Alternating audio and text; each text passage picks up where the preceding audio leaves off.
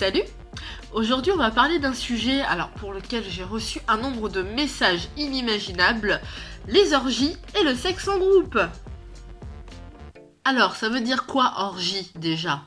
On va commencer par là. Ça signifie débauche ou réunion où un groupe de personnes se livre aux excès. Alors aux excès, pas forcément au sexe, ça peut être à l'alcool, à la nourriture, enfin bon, un petit peu ce qu'on veut. Là en l'occurrence, on va parler du sexe. Pour commencer, les points positifs. Qu'est-ce qu'il y a de bien là-dedans? Les points négatifs. Qu'est-ce qu'il y a de pas bien là-dedans? Avec qui et où on le fait? Oui, parce que beaucoup te posent la question, où est-ce qu'on trouve des personnes pour le faire si c'est la première fois, si on n'a pas d'amis à qui on a envie de demander? Voilà, comment est-ce qu'on le fait aussi pour le faire correctement? Les erreurs à éviter et les choses qui peuvent nous aider pour que tout se passe bien.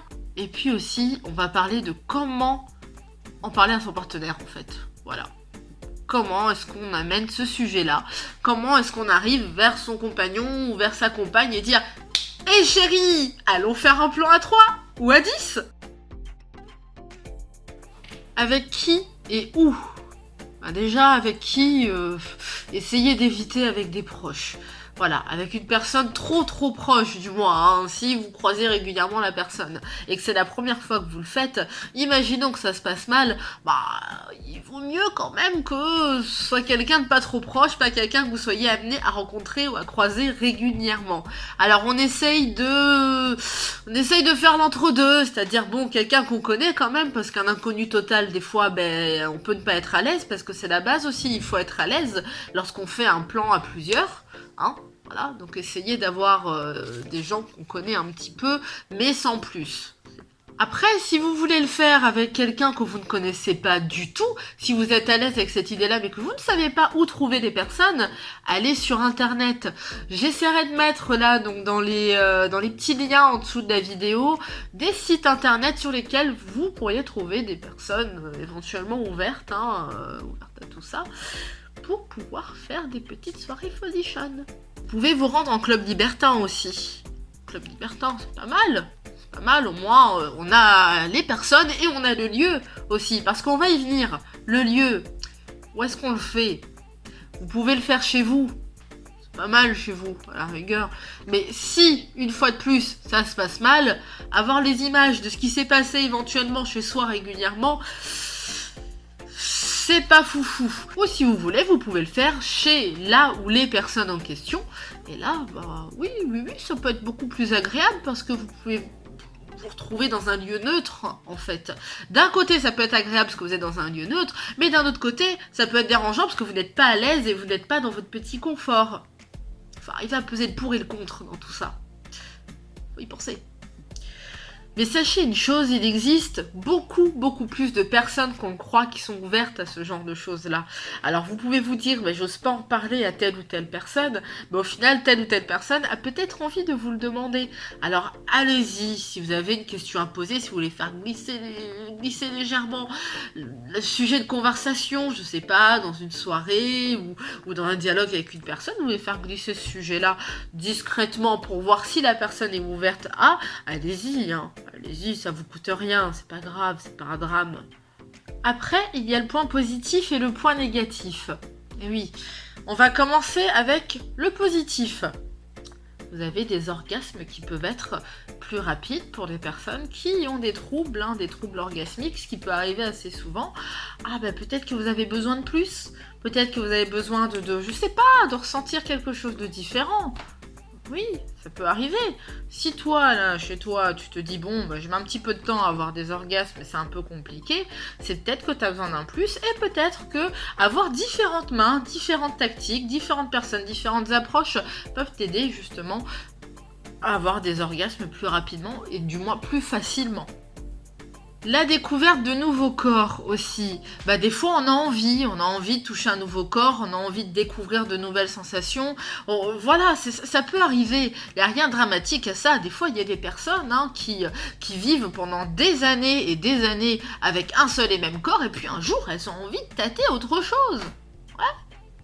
Justement, le contact féminin, ça aussi on n'en parle pas, mais oui, moi j'ai beaucoup de femmes qui me disent, ben j'aimerais bien toucher un corps féminin, voilà, je suis avec un homme, je suis purement hétérosexuel, mais j'ai envie de toucher un autre corps. Et oui, on peut être sentimentalement hétéro et puis sexuellement bi. Les nouvelles sensations aussi.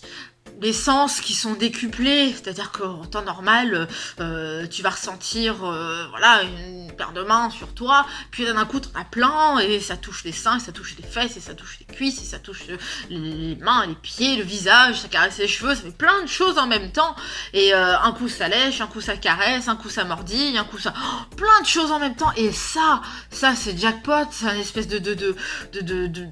Je trouve pas les mots. De feu d'artifice. Ouais, un feu d'artifice sensationnel. Il y a des choses qu'on peut pas faire à deux. Ouais. Comme par exemple la pénétration, lécher en même temps, caresser en même temps, pénétration anale et vaginale, fellation, les machins, plein de choses comme ça. On peut pas les faire tout en même temps à deux. Et là, quand t'as plusieurs corps, tu peux faire plein de trucs en même temps, sans te servir de sextoys. J'ai souvent entendu dire de la part des couples qui aimaient bien comme ça faire des petites réunions de groupe sexuels que ça resserrait sacrément les liens. Ça resserrait les liens, on avait un petit peu la sensation, bon je vais essayer de vous décrire ça correctement, un petit peu la sensation d'avoir un secret. Voilà, c'est le petit secret du couple, on partage quelque chose tous les deux, c'est notre secret à nous, personne ne le sait, les gens nous voient, ils ne se doutent pas qu'on s'amuse à faire ça de temps en temps, à aller avec d'autres personnes, à faire les folichons. Ouais, le fait d'avoir un secret comme ça avec son partenaire, apparemment ça resserre énormément les liens. Et on peut découvrir aussi que notre partenaire est un petit peu plus ouvert d'esprit que ce qu'on croyait avant. Peut-être qu'il y a des choses que notre partenaire ne fait pas avec nous en temps normal, mais qui, une fois totalement désinhibé comme ça, arrive à le faire d'un coup parce qu'il voit d'autres personnes faire quelque chose, il voit d'autres personnes faire cette chose-là qu'il n'osait pas faire avant, et là d'un coup il se dit bah du coup pourquoi pas moi, allons-y, on y va, allez hop, on le fait. Les points négatifs, alors ça on va en parler, comme par exemple la jalousie, on y vient. La jalousie, c'est un petit peu problématique, c'est-à-dire que on sait pas, on n'arrive pas des fois à faire la part des choses entre le sexe et les sentiments. Des fois, ça peut être un petit peu compliqué. Voilà pourquoi est-ce que je dis qu'il ne faut pas le faire avec des gens qui sont trop proches, avec des gens qu'on est amené à côtoyer régulièrement, comme des amis. Si tu es pudique ou si tu es timide, ça peut être problématique aussi, ça fait partie des points négatifs. Si tu es d'un tempérament très timide et un petit peu gêné, bah n'y va pas, te force pas. De toute façon, il faut jamais se forcer à faire quoi que ce soit. Si on n'est pas à l'aise avec quelque chose, on le fait pas. Il vaut mieux attendre d'être prêt avant de foncer et de sauter comme ça dans ces situations-là. Donc si votre partenaire vous dit « Allons-y, c'est parti, on va faire ça », mais que vous, ça vous branche pas du tout et que vous n'êtes pas du tout emballé par ça, que vous n'êtes pas prêt pour le faire, attendez d'être prêt avant de vous lancer parce que sinon ça va pas être agréable. Et maintenant, on va se demander comment est-ce qu'on fait ? Quelle approche ? Comment ça se passe pendant l'acte ? Comment on fait ? Alors, déjà, si tu es célibataire, c'est beaucoup plus simple. Tu vas sur un site de rencontre, tu cherches quelqu'un, tu vas sur un site de rencontre spécialement libertine ou de rencontre de groupe. Là aussi, je vais essayer de vous mettre les liens en dessous de la vidéo. Et puis bah là, tu y vas, hein. Voilà, t'as pas d'énormes règles à fixer ou ni quoi que ce soit. C'est plutôt tranquille hein, quand tu es célibataire, c'est pas mal, c'est assez pratique. Tu cherches tout simplement des personnes qui te correspondent ou dans ce cas, tu vas dans un club. Qu'on soit en couple ou célibataire, il y a pas mal de choses à savoir et j'ai tout noté ici. Déjà, on va penser à se protéger. Se protéger, c'est important, c'est la base, c'est essentiel. Vous le faites avec des inconnus, vous vous protégez. Il faut le faire sérieusement, c'est-à-dire qu'il faut apprendre à se respecter, il faut apprendre à respecter les autres. C'est-à-dire, quand vous le faites avec quelqu'un d'autre, que ce quelqu'un d'autre vous dit qu'il n'aime pas une chose, c'est pas grave, vous le faites pas, tant pis, si vous êtes venu pour ça, si vous avez envie de découvrir une nouvelle chose, justement en faisant du sexe de groupe, avec quelqu'un qui serait peut-être OP à faire une chose que votre partenaire n'est pas OP à faire, bah si cette personne finalement n'a pas envie de le faire, bah tant pis, c'est pas grave, une autre fois. Fixer des règles, c'est la base. Par exemple, si vous êtes en couple, est-ce qu'il y a pénétration ou non ? Ça aussi, il faut le savoir. Est-ce qu'on accepte les pénétrations au départ ? Est-ce qu'on accepte les pénétrations même plus tard, quand on le fait à d'autres reprises ? Faut arriver à toujours fixer des règles pour savoir exactement ce qui va se passer avant de sauter dans le grand bain. Est-ce qu'on embrasse aussi ? Est-ce qu'on accepte les baisers sur la bouche ? Oui, il faut le savoir, ça aussi. Parce que des fois, on peut ne pas être gêné à l'idée qu'il y ait une pénétration, mais être gêné à l'idée de voir notre partenaire embrasser quelqu'un. Oui, c'est des choses qui arrivent. On est tous différents, on a tous une façon de voir les choses différentes et une façon de vivre les choses différemment. Alors, il faut se mettre d'accord avant. Il faut aussi savoir déculpabiliser, c'est-à-dire que souvent quand on veut se lancer comme ça et faire quelque chose de nouveau, faire quelque chose d'un petit peu bizarre des fois on peut avoir l'impression que c'est étrange, que c'est bizarre, on culpabilise parce qu'on se dit « Ouh là là, est-ce que je suis normale ? Je veux faire un truc, ouais c'est un peu spécial, ouh là là, non je crois que je suis pas normale ». Apprenez à déculpabiliser et à être en accord avec vos désirs, avec vos envies. Posez-vous la question « Pourquoi est-ce que j'ai envie de le faire ?» Souvent, des femmes viennent me voir en me disant « écoute, j'aimerais bien faire un plan à plusieurs, faire du sexe de groupe avec mon homme, mais je suis un petit peu embêtée parce que lui, il n'a pas spécialement envie de le faire. » Et là, j'ai l'homme qui vient me voir juste après et qui me dit « je vais le faire pour faire plaisir à ma femme. » Non, on ne fait pas pour faire plaisir à quelqu'un, on fait parce qu'on a réellement envie de le faire.